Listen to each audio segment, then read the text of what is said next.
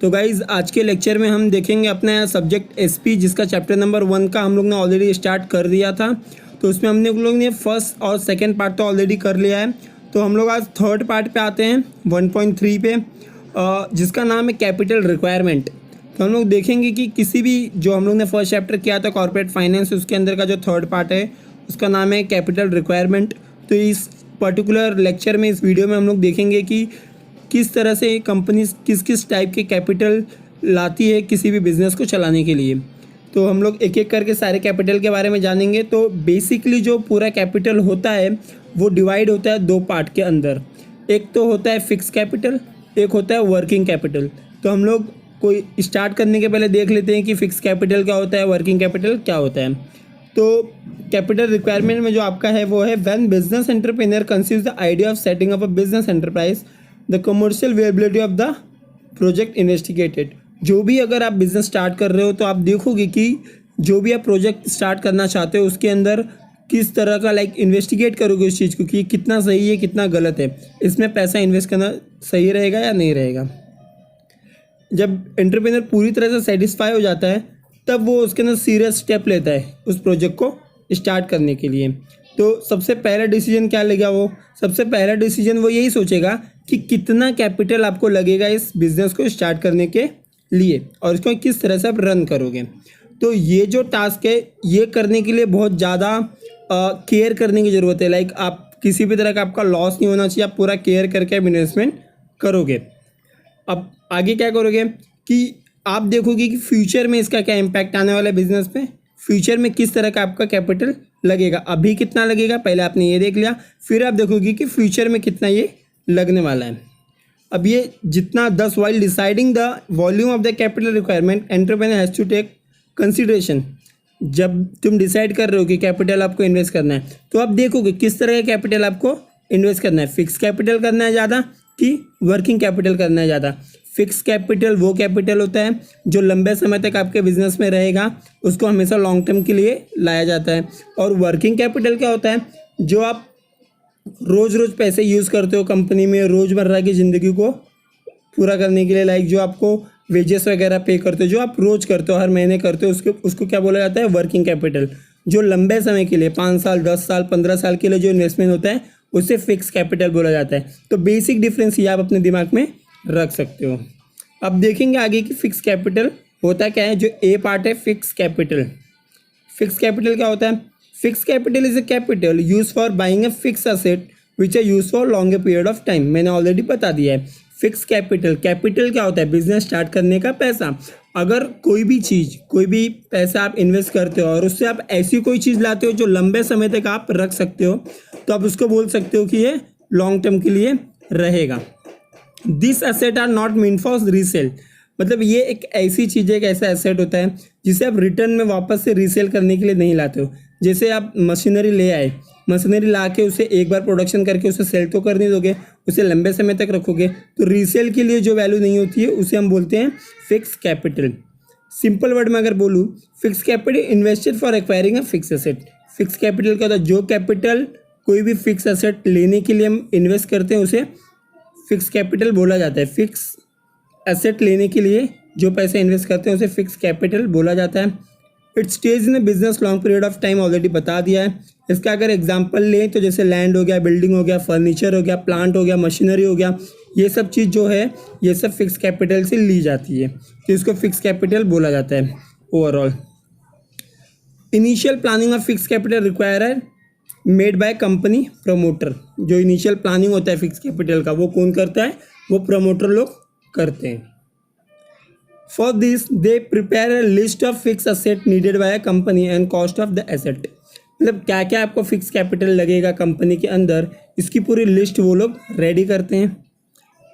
It estimate they collect information regarding the price of land, cost of construction of building. मतलब कितने रुपए का आपका जो लैंड है वो मिलेगा, कितने रुपए की कोई बिल्डिंग कंस्ट्रक्ट होगी, प्लांट का कितना पैसा लगने वाला है, मशीनरी का कितना पैसा लगने वाला है। तो इन सारी चीज़ों का जो एस्टिमेशन है वो प्रमोटर लोग मिलके लेते हैं और सारे के सारे कॉस्ट को कैलकुलेट करते हैं और फिर वो लोग निकालते हैं कि टोटल फिक्स कैपिटल कंपनी में कितना लगने वाला है। Recent years estimating fixed capital requirement assume a great importance particularly because of modern industry process. Recently इसे बहुत ज़्यादा इम्पोर्टेंस दिया गया है कि आप किस तरह से कैपिटल रिक्वायरमेंट को पूरा करते हो। गाइज एक एक लाइन में रीड नहीं कर रहा हूँ, मैं सिर्फ मीनिंग बता दे रहा हूँ, जिसमें मैं सारी की सारी लाइन कवर कर रहा हूँ। अगर आप मीनिंग पढ़ोगे, रीड करोगे खुद से, तो आपको एक एक लाइन बाय लाइन सारी चीज़ समझ में आएगी। बीच बीच में मैं रीड भी कर रहा हूँ ताकि आप लॉस्ट ना हो जाओ कहीं पे, आपको पता हो कि मैं कहाँ पे पढ़ा रहा हूँ। आगे देखेंगे factor affecting fix capital requirement, काफ़ी इंपॉर्टेंट है। एक बार देखेंगे, एक एक पॉइंट एक एक लाइन में ख़त्म करेंगे। फैक्टर अफेक्टिंग मतलब क्या क्या ऐसी चीज़ें हैं जो कैपिटल असेट को, क्या कैपिटल को, फिक्स कैपिटल को क्या करती है, अफेक्ट करती है। मतलब क्या क्या चीज़ उसको अफेक्ट करने वाली है। तो इसमें पहला है नेचर ऑफ बिजनेस। आपका बिजनेस जो है वो किस नेचर का है, मतलब कैसा बिजनेस है आपका। तो उसमें मैन्युफैक्चरिंग इंडस्ट्रीज क्या करती है, manufacturing industries and public utilities have to invest a huge fund of acquire fix capital. जो मैन्युफैक्चरिंग इंडस्ट्री होती है उनको बहुत ज़्यादा फिक्स एसेट में इन्वेस्ट करना पड़ता है। क्यों? क्योंकि मैन्युफैक्चरिंग कंपनी है तो उसको बहुत ज़्यादा वर्किंग कैपिटल, ये फिक्स कैपिटल की ज़रूरत पड़ेगी, क्योंकि बड़े बड़े मशीनरी वो लोग लाते हैं तो उन्हें बहुत ज़्यादा फिक्स कैपिटल की ज़रूरत पड़ने वाली है। वाइल ट्रेडिंग अ बिजनेस में not need a huge, trading business में आप क्या कर सकते हो, आप कम फिक्स कैपिटल लाओगे तो भी आपका काम चल जाएगा। तो बिजनेस किस तरह का है ये ज़्यादा इंपॉर्टेंट है, तो नेचर ऑफ बिजनेस। सेकंड, आपका बिजनेस का साइज़ कैसा है, साइज ऑफ बिजनेस कैसा है। बड़ा बिजनेस है तो ज़्यादा फिक्स कैपिटल, छोटा बिजनेस है तो कम fix capital. Large scale operation fix capital require likely to high, इसमें वही चीज़ लिखी हुई आप पढ़ सकते हो। थर्ड है आपका स्कोप ऑफ बिजनेस, आपका बिजनेस का स्कोप क्या है। Which are form to carry on a production distribution a large scale such a business would require more, जिसका अगर स्कोप जो आपका बिजनेस का बड़ा है, लाइक आप बहुत लार्ज स्केल पे प्रोडक्शन कर रहे हो तो आपको ज़्यादा से ज़्यादा फिक्स कैपिटल की ज़रूरत पड़ सकती है। जो फोर्थ है वो आपका एक्सटेंट ऑफ लीज और रेंट। लीज और रेंट यानी लीज पे, रेंट पे, इन सब चीज़ों पे अगर सामान ले रहे हो कि नहीं। तो entrepreneur decide to acquire asset on a lease और rent basis, less amount of fund for fix asset will be needed. अगर ज़्यादा से ज़्यादा चीज़ आप रेंट पे ले लेते हो तो फिक्स कैपिटल में जो आपका इन्वेस्टमेंट है वो कम हो जाएगा, क्योंकि आपने चीज़ें खरीदी नहीं है, आपने चीज़ें क्या की है, रेंट पे ली है, तो चीज़ें कम हो जाती है। आपका फिफ्थ पॉइंट क्या है, अरेंजमेंट ऑफ सब कॉन्ट्रैक्ट। ये क्या होता है, a business want to subcontract some process of production to the other limited assets are require. Subcontract मतलब क्या होता है, कोई चीज़ आप प्रोड्यूस कर रहे हो मगर आप पूरा प्रोडक्शन नहीं कर रहे हो, उसका कुछ पार्ट आप सोच रहे हो कि मैं बाहर वालों को दे दूँ, वो बना के मुझे डायरेक्ट रेडी चीज़ दे देगा। अगर आप ऐसे करते हो तो आप प्रोडक्शन कम कर रहे हो, प्रोडक्शन आप कम चीज़ें प्रोड्यूस करोगे तो आपको कम फिक्स कैपिटल लगेगा। तो जो आप सब कॉन्ट्रैक्ट अगर आपका ज़्यादा है तो फिक्स कैपिटल कम लगेगा, यानी सब कॉन्ट्रैक्ट भी क्या करता है, अफेक्ट करता है फिक्स कैपिटल को। सिक्स्थ है आपका acquisition of old asset.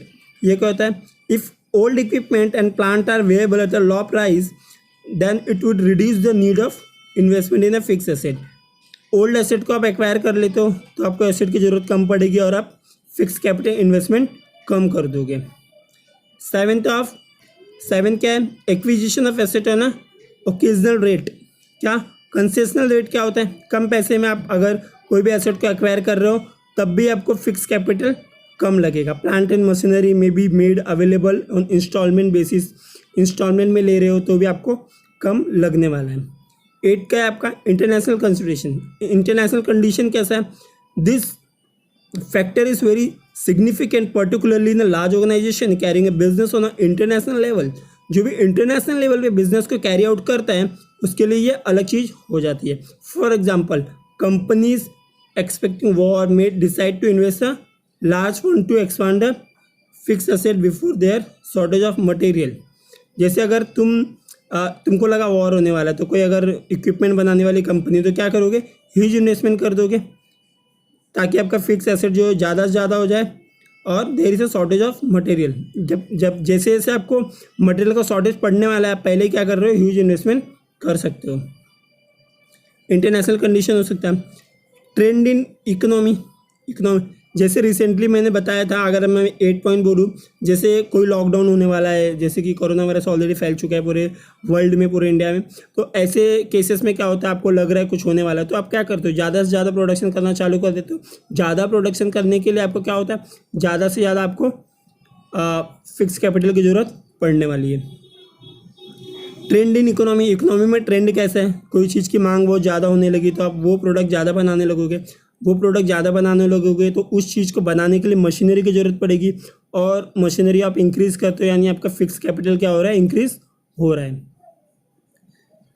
10th है आपका पॉपुलेशन क्या है, when population is increasing at a high rate, certain manufacturer is opportunity to expand business. जब पॉपुलेशन बहुत ज़्यादा तेज़ी से बढ़ने लगता है तो बहुत सारे मैन्युफैक्चरर को एक अपॉर्चुनिटी मिल जाती है कि वो लोग ज़्यादा से ज़्यादा प्रोडक्शन करना चालू करते हैं। एग्जांपल जैसे कि ऑटोमोबाइल इंडस्ट्री हो गया, इलेक्ट्रॉनिक गुड्स हो गया, मैन्युफैक्चरिंग इंडस्ट्रीज हो गया, रेडीमेड गारमेंट हो गया, ये सब प्रोडक्ट ऐसे हैं जिसके मांग बढ़ते हैं तो प्रोडक्शन भी बढ़ाना पड़ता है। आपका 11th पॉइंट है कंज्यूमर प्रेफरेंस। ये क्या है, industry is providing a goods and services which are in good demand. Industry provide करती है गुड्स और सर्विसेज जो अच्छे डिमांड में है। Amount of fix capital, for example mobile phone manufacturer, mobile network provider, consumer के प्रेफरेंस के हिसाब से आपको चीज़ें बढ़ानी पड़ेगी, गुड्स और सर्विसेज दोनों भी। 12th पॉइंट है आपका कॉम्पिटिटिव फैक्टर। कॉम्पिटिटिव फैक्टर क्या है, this factor prime element of decision making regarding the fix capital. If one competitor shift to automation, the other companies line in activity which will compel to follow the competitor. आपके किसी competitor ने कोई एक particular like machine के द्वारा कुछ अच्छी चीज़ें बनाने चालू कर दी, तो आपको भी अगर मार्केट में रहना है तो वैसी चीज़ें बनानी होंगी, तो आपको भी इन्वेस्टमेंट तो करना होगा कैपिटल में, लाइक फिक्स कैपिटल में।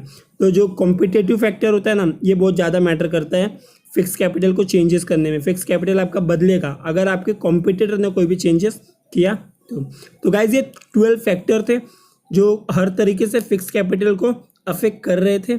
तो हम लोग इस लेक्चर में फिक्स कैपिटल के बारे में पूरा देख लिए। अगले लेक्चर में हम लोग वर्किंग कैपिटल के बारे में देखेंगे कि वर्किंग कैपिटल क्या है और क्या क्या चीज़ें उसको अफेक्ट करती है और